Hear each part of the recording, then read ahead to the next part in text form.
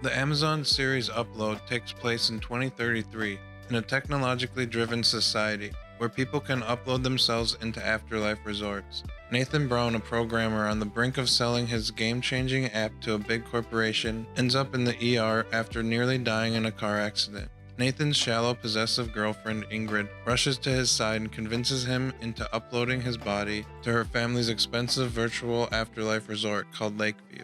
Uploads that way, OR's the other way. Hey, just sign the thing, okay? Don't do it. Nathan reluctantly agrees. Finding himself under Ingrid's possessive thumb, he wakes in the care of his charming customer service angel, who helps him adjust to the virtual resort. Nathan befriends Luke. Luke warns him about the torrent. Once the weirdness gets in your head, guys get drawn to the torrent. That's the data stream between here and the real world, where bastards jump in trying to get back. Can they? No, they'll get blown to bits. On Nate's first day at Lakeview, he has trouble coping with his situation and starts to walk towards the data torrent. His service angel talks him off the ledge after telling him her real name and a little bit about herself. But I'm not allowed to know your name. No. I could get in trouble. It's a policy. Yeah, it's a policy. My name's Nora. I live in Ozone Park, Queens. My apartment's about as big as your bathroom. In the second episode, Nathan meets a rich man on his floor, and the guy makes him question why his memory files are damaged in the first place. We wrote a program that allows anyone to save their own uploads. So you can create your own digital afterlife and pass it down to friends and family for free. So you got murdered. No, I was in a car accident. Yeah, sure. You just threatened a $600 billion a year industry and no one murdered you. Nathan tells Nora about his missing memories and asks her what's going on because she's been acting stressed. She opens up to him about her dying dad. The bond between Nora and Nathan grows, and she begins to look into his broken memories. While Nathan and Ingrid pick out clothes for Nathan's virtual afterlife funeral, they watch the Oscar Mayer company's first attempt to download someone from an afterlife resort to a clone body in the real world. Okay, this doesn't feel good. Ew. Re-upload me. Re-upload me. Now!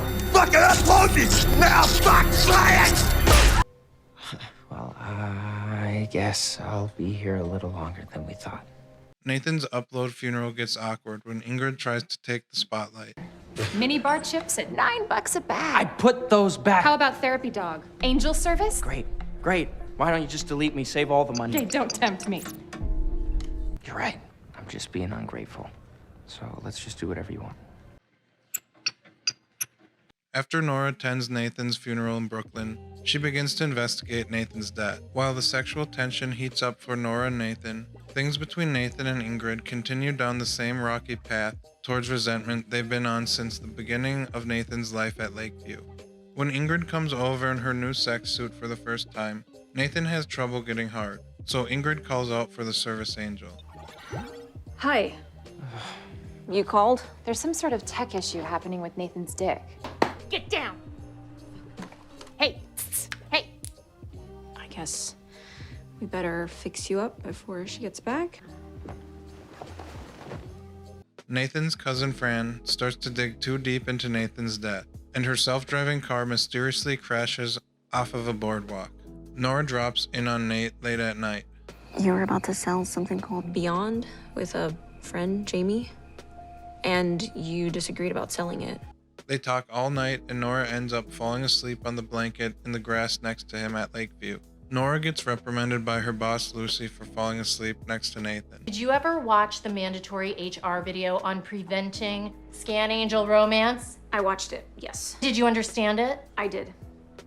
So can you explain to me why you were found in the arms of an upload asleep this morning at 6 a.m.? Nathan keeps on watching a broken memory that makes him think his business partner, Jamie, wanted him out of the way. But he doesn't have the full context because the damaged memory is scrambled and glitchy. Nora's boss, Lucy, finds out Nathan knows Nora's real name and suspends her. When Nora's suspended, her boss, Lucy, uses Nora's avatar while he is expressing his feelings for her. I'm sorry, but Yes. no. No. No. No. No. That is so embarrassing. Nathan gets frustrated and calls his mom to look at other afterlife resorts. Nora finds out and gets worried that someone is trying to kill him, so she takes a 30-minute flight out to LA to tell Ingrid that Nathan left Lakeview. Nora and Ingrid find him and his mom at a VR travel agency, and on the way out, someone tries to destroy the hard drive Nathan is stored on. Rice! Does anybody have rice? Oh my And eventually, maybe tell her he's alive. Nathan finds out his business partner Jamie slept with Ingrid, but didn't kill him.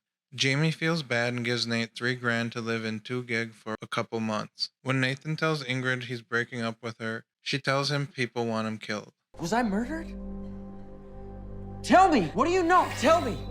During the Lakeview update, Nora stays up with Nate so he can remember his damaged memories. Nathan's memory isn't what he expected. It's revealed that Nathan was contemplating selling the source code to Ingrid's dad behind his business partner's back. When Nathan wakes up, he acts like he doesn't remember the time before the upload, out of the shame brought on by the restored memories, breaking Nora's heart in the process.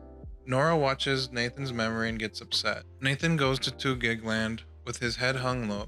He tries to walk back what he did to Nora and tells her he does remember, professing his undying love to her. In the middle of Nora's rejection, the guy that tried to destroy Nathan's hard drive when he left Lakeview breaks into her apartment. With the coding tool Nora gave him earlier, Nate helps her escape. After talking to Nora's dad, he convinces her to give Nathan another chance. Then when Nathan runs out of gigs in 2G, she's left hanging. She must have taken this personally, because the next scene Nora looks sad and bitter, as she gets in a self-driving car for a weekend vacation with Byron. Maybe Nathan should have told her he was in 2G, but whatever. This sets up season 2 with more conflict between Nathan and Nora, the main engine that drives this romantic sci-fi dramedy. The season ends on a pretty ironic cliffhanger, when Ingrid comes to Nathan's room in 2 gig. Ingrid? I'm here now. Now and forever. I uploaded for you. What? Nathan. Honey? Nathan!